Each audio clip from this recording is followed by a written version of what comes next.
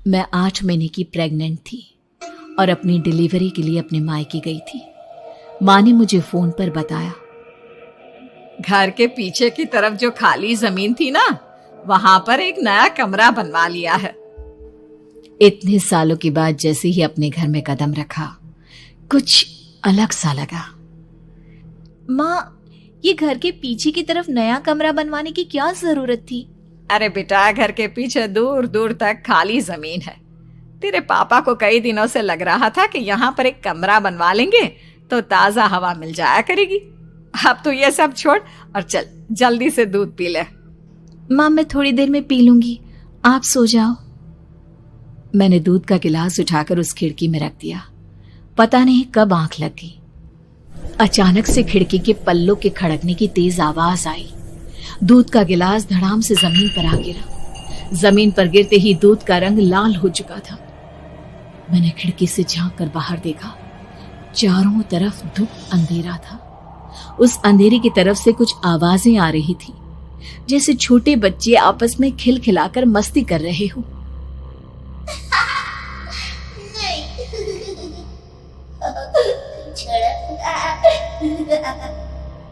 इतनी रात को इतने घनघोर अंधेरे में बच्चों की आवाज कैसे आ रही है? घड़ी में वक्त देखा तो ठीक 12 बजे थे। देखकर मैं सन्न रह गई। बुरी आत्माओं और भूतों की कई कहानियां मैं सुन चुकी थी। वक्त भी कुछ ऐसा ही था। ऊपर से मैं प्रेग्नेंट। सुना था कि ऐसे वक्त में अक्सर बुरी आत्माएं औरतों का पीछा करती है, तो क्या मेरे पीछे भी? पसीने से तरबतर बड़ी मुश्किल से, जैसे कांपते हाथों से मैंने उस खिड़की को बंद किया। जल्दी से जल्दी उस कमरे से बाहर निकलकर माँ के पास जाने के बारे में सोचा, लेकिन जैसे ही दरवाजे की तरफ पलटी, लगा कोई साया हवा की स्पीड से दरवाजे के सामने से गुजर गया। मेरे गले में अटक कर रह गई। मैं जोर से चीख कर माँ को बुलाना चाहती थी, लेकिन वो आवाज खुद मेरे कानों तक नहीं पहुंच पा रही थी। तो माँ तक कैसे पहुंचती? खिड़की के पल्ले एक बार फिर तेज हवा के झोंके से धड़ाम करके खुल गया और पूरी ताकत से मैं चीख पड़ी। जानती थी मेरी चीख की आवाज सुनकर कुछ ही सेकंड में माँ वहां पहुंच जाएगी, लेकिन ऐसा कुछ हुआ ही नहीं। मेरा कलेजा डर के मारे फटा जा रहा था। आखिर माँ ने मेरी आवाज क्यों नहीं सुनी? इतनी गहरी नींद में तो माँ कभी नहीं सोती। ठीक पीछे खुली हुई वो खिड़की। मुझ में इतनी ताकत नहीं बची थी कि मैं पलटकर उस तरफ देख भी सकूं। हवा का एक सनसनाता हुआ झोंका उसी वक्त मेरे कानों से आकर टकराया। लगा जैसे किसी ने दबी हुई आवाज में धीरे से मुझसे कहा, चली जाओ यहाँ से। मैंने दोनों हाथ अपने कानों पर रख लिए और एक बार फिर ताकत लगाकर जोर से चीखने की कोशिश की। माँ! पापा! मेरी आवाज उस कमरे की दीवारों से टकराकर वापस मुझे ही सुनाई दे रही थी।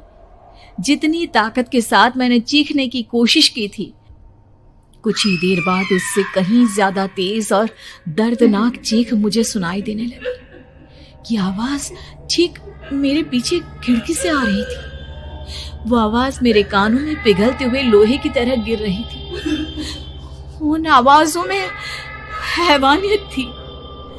वो आवाजें किसी इंसान की नहीं है, इतना मैं समझ चुकी थी। कांप रहे हाथों से मैंने अंधेरे में कुछ ढूंढने की कोशिश की। तभी अचानक मेरा हाथ बेड पर रखी टॉर्च पर पड़ा। किसी तरह ताकत लगाकर टॉर्च का बटन ऑन किया, लेकिन ये क्या? सामने दरवाजे पर 3 छोटी लड़कियां खड़ी हुई थी। उनके हाथ में स्टील के चमचमाते हुए चाकू थे। मैं घबराकर लड़खड़ाई और पीछे की तरफ हटी, लेकिन तब तक वो मेरे पास आ चुकी थी। उनकी गर्दन टेढ़ी थी और उनके हाथों के वो चाकू मेरे पेट को निशाना बनाने को तैयार। मैं जोर से चीखी, नहीं, छोड़ दो मेरे बच्चे को, मत मारो, मत मारो, छोड़ दो मेरे बच्चे को। सोनाली, क्या हुआ बेटा? तू इतनी डरी हुई क्यों है? उठ बेटा, क्या हुआ? हड़बड़ाकर मैंने अपनी आंखें खोली। देखा तो दिन निकल आया था। माँ मुझे जगा रही थी। मेरा चेहरा पूरा पसीने से लथपथ था। क्या हुआ बेटा, तुमने कोई बुरा सपना देखा क्या? मैं अभी तक अपने पूरे होश में नहीं थी। वो मेरे बच्चे को मार देगी माँ। वो लड़की मेरे बच्चे को। मैंने घबराकर अपने पेट को छुआ। सब कुछ ठीक था। और वो दूध जो रात को यहाँ पर गिर गया था, उसका रंग लाल हो गया था। माँ ने हंसते हुए दूध का गिलास मुझे दिखाया। तुमने दूध पिया ही नहीं, पूरा का पूरा ऐसे ही रखा हुआ है। तुमसे कहा था ना सोनाली, सेहत के लिए लापरवाही ठीक नहीं बेटा। लेकिन मैंने तो सब कुछ अपनी खुली आंखों से देखा था। ये सपना कैसे हो सकता है?